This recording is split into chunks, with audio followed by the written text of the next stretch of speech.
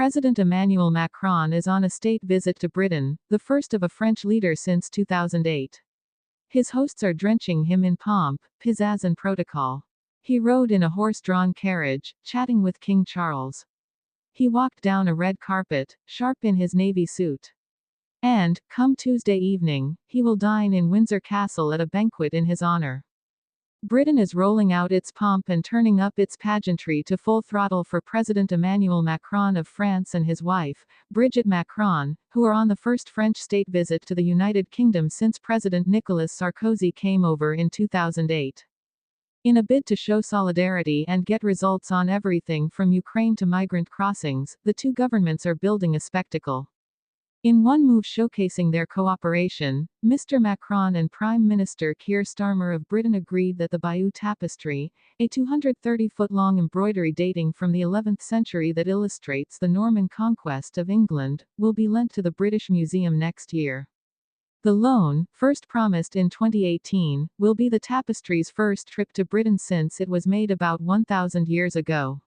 In return, France is also getting to borrow some ancient items, including the Lewis chessmen and treasures from Sutton Hoo, the 7th century Anglo-Saxon ship uncovered on England's east coast in 1939. In his speech to the British Parliament on Tuesday afternoon, Mr. Macron joked about the Bayeux Tapestry negotiations, saying that it had taken, probably more years to deliver that project than all the Brexit texts. Here are pictures from the first day of the visit. On Tuesday morning, Mr. and Mrs. Macron were welcomed by Prince William and his wife, Catherine, the Princess of Wales, who deployed diplomatic dressing, Vogue reported. She wore a light pink suit from Dior, the French luxury label. But if France covered her heart, Britain ruled her head. She wore a hat by Jess Collett, a British milliner, and pearls that once belonged to Queen Elizabeth II, Vogue added. Mr. Macron kissed the princess's hand, which led to a brief outburst of online consternation about etiquette. King Charles kissed Mrs. Macron's hand later, too. Protocol-wise, that was all above board, said Wendy Bosberry-Scott, the editor of Debrett's Peerage and Baronetage, a British organization that describes itself as the ultimate authority on the nation's traditions, society and etiquette. The king has always greeted women of rank in this manner, Ms. Bosberry-Scott wrote in an email. It is also perfectly acceptable, in France, for men to greet women this way. The group traveled to Windsor, just outside London, to meet King Charles and Queen Camilla. After some introductions, the dignitaries climbed into a fleet of horse-drawn carriages. Mr. Macron and the king rode together, while Mrs. Macron and the queen rode in the second carriage, followed by open carriages carrying William and Catherine, as well as the French ambassador and other dignitaries. Together, they all rolled on toward Windsor Castle, as a band played both national anthems. The royal guard took part in a welcome ceremony at the quadrangle in Windsor. Later, the royals showed their guests around an exhibition of items relating to France that belong to the royal collection, Buckingham Palace said in a statement. Some, like a draft of an 1844 letter from Queen Victoria to King Louis-Philippe of France, were artifacts of diplomacy and mutual friendship. The French monarch had visited England in October that year, and Victoria wrote afterward, "I need not tell you again how attached we are to you and how much we desire to see the cordial understanding between our two countries, which exists so happily between us personally, strengthen even more."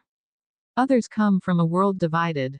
An illuminated manuscript from 1430, for instance, was made by an artist known as the Bedford Master, a Parisian painter who worked for French and English bibliophiles even during the 100 Years' War, the palace noted, a long struggle between the countries. Mr. Macron brought presents, too, the BBC reported. While the Bayeux Tapestry is seen as a gift for the British public, he brought the king a rare score of a Debussy opera, a ceremonial trumpet and a personalized watercolor box, a nod to Charles's side hustle for charity, of course, as an enthusiastic watercolorist. In the afternoon, the Macrons left Windsor for London, where Mr. Macron laid a wreath at the grave of the unknown warrior in Westminster Abbey. These British remains were brought from France in 1920, after the First World War, and the grave contains French soil. Then, Mr. Macron left the church to enter the nearby den of politics, Parliament, where he spoke about fossil fuels, nuclear threats, immigration, and Ukraine. After his speech to lawmakers, which was warmly received with a standing ovation, the Macrons returned to Windsor for a royal banquet, to cap off the first day of the state visit. In the evening, Mr. Macron sat next to the king at a meal that included summer vegetables and Welsh chicken, the BBC reported, along with a special cocktail called l'entente. King Charles spoke in both English and French, the BBC said, and guests included Mick Jagger, Kristen Scott Thomas, and Elton John. On Wednesday, the Macrons are scheduled to start the morning with a private visit to the tomb of Queen Elizabeth II. Later, Mr. Macron will sit down for a working lunch with Mr. Starmer, when serious discussions about Ukraine and immigration are on the menu.